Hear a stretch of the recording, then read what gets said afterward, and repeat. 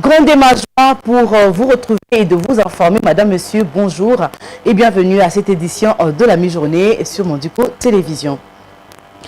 À la une de l'actualité, les deux chambres du Parlement ont convoqué une session extraordinaire le mardi 4 février 2025 pour réfléchir sur la situation sécuritaire dans la partie orientale du pays à la demande du chef de l'État, Félix Antoine Tshisekedi Tshilombo. À la chambre basse du Parlement, le président Vital Kamerhe a, dans son discours d'ouverture, invité les élus du peuple à proposer avec intelligence et sagesse de recommandations appropriées pour un plan de sortie de crise dans le volet politique et diplomatique. Suivez. Sur demande du président de la République, Félix Antoine Tshisekedi Tshilombo, les deux chambres du Parlement ont été convoquées en session extraordinaire le mardi 4 février pour réfléchir sur la situation sécuritaire dans l'Est du pays. À la chambre basse du Parlement, le président Vital Kamerhe a, dans son discours d'ouverture, invité les élus du peuple à proposer avec intelligence et sagesse de recommandations appropriées pour un plan de sortie de crise dans le volet politique et diplomatique, tout en évitant de retomber dans les erreurs du passé. Une commission mixte, Assemblée nationale, Sénat, sera mise en place pour proposer des stratégies diplomatiques, politiques à la crise sécuritaire. Le président de la Chambre haute du Parlement, Samalou Kondé, lui aussi a également ouvert le même mardi la session extraordinaire au Sénat. L'heure n'est plus aux querelles partisanes, mais à l'unité et à la riposte. Entre urgence sécuritaire et impératif diplomatique, les élus sont appelés à formuler des solutions à la hauteur des enjeux, préserver l'intégrité territoriale et assurer l'avenir de la nation. Cette session extraordinaire du Parlement est un rendez-vous sans annonce majeure. Voilà, crise sécuritaire dans la partie orientale du pays et c'est les partis éveil de la conscience patriotique qui, à travers un communiqué par son président national, l'excellence Paul Bintou Moussambali, ainsi que le membre du bureau politique, se disent préoccupés par la situation sécuritaire dégradante en RDC, précisément dans les provinces du Nord Kivu et du Sud Kivu. Face à ce qui précède, l'ECP soutient sans faille les FARDC ainsi que les patriotes Wazalendo pour leur détermination dans la défense de la patrie, mais également les commandants suprêmes de forces armées. Regardez. Crise sécuritaire dans l'Est de la RDC, le parti politique Éveil de la conscience patriotique, ECP en sigle, parti cher à l'excellence Paul Bintou Moussambali, ne pouvait rester indifférent. À travers un communiqué, le président de ces partis, Paul Bintou Moussambali, ainsi que le membre du bureau politique, se disent très préoccupés sur la situation sécuritaire qui ne cesse de se dégrader dans la partie orientale du pays. C'est ainsi qu'après analyse de tous les contours de cette énième guerre d'agression injuste nous imposée par le M23 AFC soutenu par le Rwanda, ECP, Éveil de la conscience patriotique, condamne fermement le régime sanguinaire de Paul Kagame du Rwanda et ses supplétifs de l'AFC M23 pour tous les actes de tuerie de nos compatriotes et innocentes populations. L'ECP soutient, encourage et félicite les forces armées ainsi que le volontaire Wazalendo pour la défense de la patrie. Les CP soutient énergétiquement et encourage les efforts politiques, diplomatiques et militaires consentis par le commandant suprême Félix Antoine Tshisekedi Tshilombo et son gouvernement. En même temps, l'éveil de conscience patriotique de Paul Bintou demande au gouvernement de prendre toutes les dispositions nécessaires afin de mettre nos vaillants FARDC ainsi que le patriote Wazalendo dans les conditions nécessaires financièrement, matériellement et logistiquement afin de bouter l'ennemi hors du périmètre de la République démocratique du Congo. Les CP exigent des sanctions contre le Rwanda et son régime. Pour ce faire, les CP est disposé à mettre à contribution l'expertise de ces cadres afin de peaufiner des stratégies susceptibles d'apporter des solutions idoines dans un élan de sursaut patriotique. Et toujours en rapport avec la crise sécuritaire, des panneaux publicitaires géants portant deux messages de soutien aux forces armées du Congo sont implantés aux abords de quelques grandes artères de la ville de Kinshasa, capitale du pays. Sur ces panneaux placés le long de comme le boulevard du 30 juin ainsi que le boulevard Lumumba, limité, on peut dire la défense de la patrie est sacrée, tous derrière le FARDC.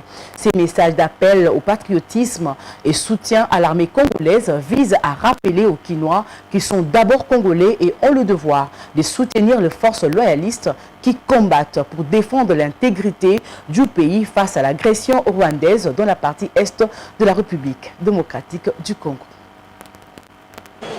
Le boulevard du 30 juin au centre-ville de Kinshasa, capitale de la République démocratique du Congo, est l'une des grandes artères ciblées pour cette campagne de soutien aux forces armées de la République démocratique du Congo. Les organisateurs de cette sensibilisation sans doute choisis puisqu'il est l'une des artères les plus fréquentées de la ville de Kinshasa. Ces écrits et ces images rappellent à la population que la République démocratique du Congo est effectivement en guerre, qu'il faut que les habitants de Kinshasa puissent soutenir, même moralement, ces vaillants soldats de forces régulières qui combattent contre les rebelles du M23 AFC, appuyés par l'armée rwandaise. La défense de la patrie est une affaire de tous.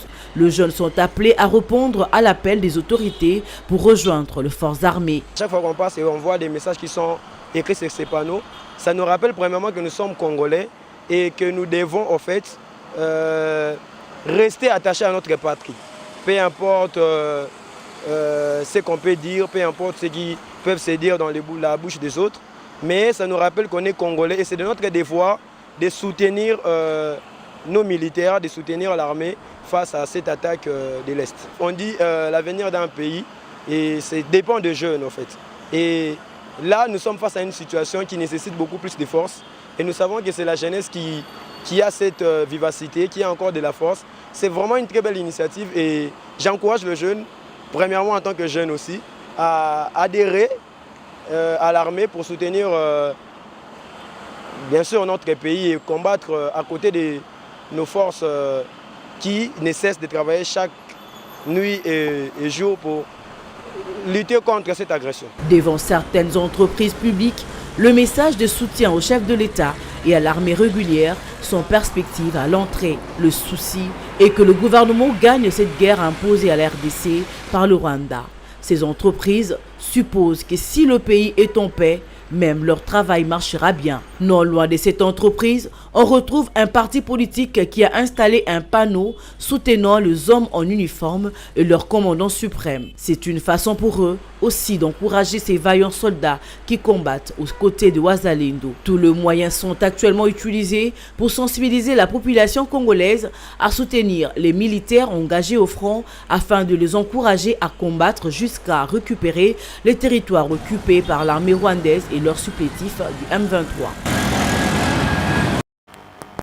Dans les volets infrastructures, après près de 2 mois d'arrêt, les travaux de construction de Dalo au site des Sampa en plein centre-ville de Boma, nous sommes dans la province du Congo central, ont enfin repris le mardi 4 février 2025. L'entreprise chinoise Crexet, en collaboration avec l'office de route de l'agence congolaise de grands travaux, s'active pour protéger la route nationale contre les inondations. Cette relance intervient après une forte pression de la société civile, inquiète de conséquences de cet arrêt causé par la montée du fleuve Congo dans la 2e ville du Congo central. Chose promise, chose faite. Après une longue période d'attente, accentuée par la montée des eaux du fleuve, les travaux de construction du Dalo au site de Sampa, dans la ville de Boma, dans la province du Congo central, à l'ouest de la RDC, ont officiellement repris depuis le mardi 4 février 2025. Sur le terrain, les engins de la société chinoise Crexet, en charge de l'exécution du projet, sont à pied d'œuvre pour rattraper les retards causés par la montée des eaux du fleuve Congo. Une situation qui avait contraint l'équipe technique à suspendre les travaux, suscitant des inquiétudes au sein de la société civile et de la mairie. Cette société chinoise exécute les travaux sous la supervision de l'office de route et de l'agence congolaise des grands travaux. On a repris, on avait souffert de problème de la montée d'eau. Maintenant, on est au plus bas niveau. Et nos travaux vont se poursuivre jusqu'à... La difficulté, c'est le passage de piétons en plein travail. Vous étiez d'ailleurs présent, vous avez vu. La machine est en train de fonctionner, de travailler, il y a des passants. au risque d'être blessé. Donc c'est ça le vrai problème qu'on a. Problème de la SNEL, on a déjà soulevé, posé le problème même à la mairie. D'ici là, il faudrait prendre des solutions pour cela, pour assainir notre zone de travail, pour que nous puissions travailler sans risque. Cédalo est un ouvrage d'une importance capitale pour la ville de Boma. Il vise à protéger la route nationale numéro 1 contre les inondations et à garantir la meilleure évacuation des eaux de ruissellement. Au lancement de ces travaux visant à protéger la route nationale numéro 1 contre les inondations, plusieurs aspects n'avaient pas été suffisamment pris en compte, ce qui a eu un impact significatif sur l'avancement du chantier. Parmi ces défis figure l'évacuation sans incident des câbles électriques alimentant l'unique usine de la Régie des eaux dans la ville, la protection du tuyau principal acheminant l'eau vers les réservoirs, ainsi que l'absence d'une solution alternative pour le passager empruntant cette route menant à la mairie, centre de l'administration publique de Boma. Le chef de la voirie urbaine a toutefois rassuré que dans cette phase de relance, toutes ces contraintes ont été étudiées et prises en compte. Il affirme que les travaux ne dureront qu'un mois et a appelé la population au calme et à la patience. Nous demandons à la population le calme et que la population puisse compter aux ingénieurs que nous sommes, que ces travaux ne vont pas handicaper surtout les passagers. Nous avons eu à arranger devant la régie des eaux, donc pour les véhicules aussi il n'y a pas assez de problèmes. Et donc je pense que le problème sera résolu dans un mois et nous allons reprendre notre chemin de 100 pas. Avec cette relance, la mairie et les autorités locales appellent la population à la patience et à la prudence aux abords du chantier. La fin de travaux est annoncée dans un délai d'un mois, sauf imprévu. Voilà tout pour cette édition de la mi-journée sur Mondico Télévision. Madame, Monsieur, merci de nous avoir suivis. Prenez rendez-vous à 19 h avec Enoch Kalonji pour la grande édition. D'ici là, portez-vous bien.